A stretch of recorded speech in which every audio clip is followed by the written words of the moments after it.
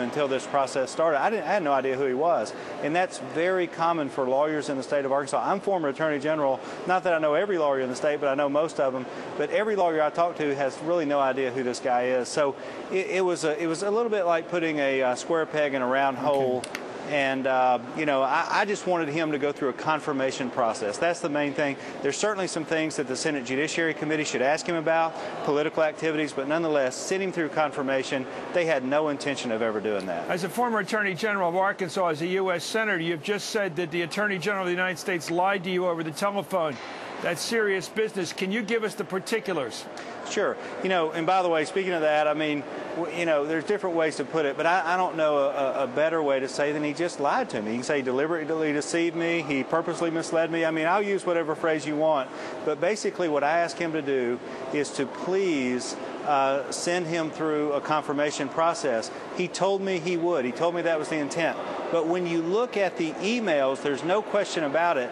As the email says, they want to gum this thing to death. They want to run out the clock. They had no intention of ever nominating Tim Griffin. I think they knew that from the very beginning. I think they were trying to play a delay, a four corners offense with me, and that's what they were trying to do. And it was just very, very misleading. And I asked very directly if they were going to nominate him. He said yes. He basically followed the script in one of these emails. I mean, it was almost like he had a memo in front of him, and he was reading down the memo on the points he needed to make with me, and he was just following the script. So he was going to exploit the provision in the Patriot Act, which allows the Attorney General to place someone in a vacancy and never really get around to getting confirmation for a new appointment. No, that's exactly right. They used the Patriot Act to do an interim appointment on Tim Griffin. And by the way, when I called Alberto Gonzales the first time, I also called Harriet Myers, talked to both of them twice about this.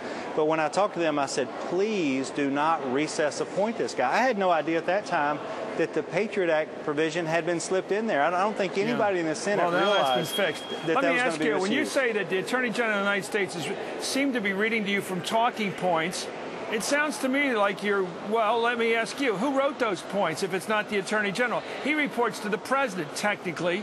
Do you think he really reports to Karl Rove?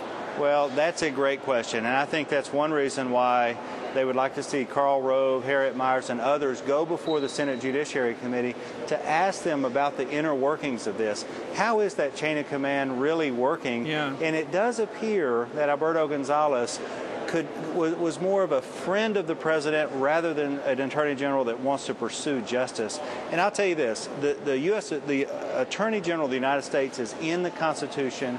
It's a unique office in the sense that even though it is political by nature, they get appointed just like these U.S. attorneys do. They need to be above politics. They need to be better than politics. Are you satisfied with the White House offer of Karl Rove without taking an oath in the back room without a transcript? Do you accept that offer? I'm not on the Senate Judiciary Committee, so it's not for me to accept it. But if I were, I'd say no, because we need him under oath. Their story has changed many, many times. All they've sent over is redacted emails. There's a lot of gaps in these emails. We don't know if we have all the emails. We need to get them under oath.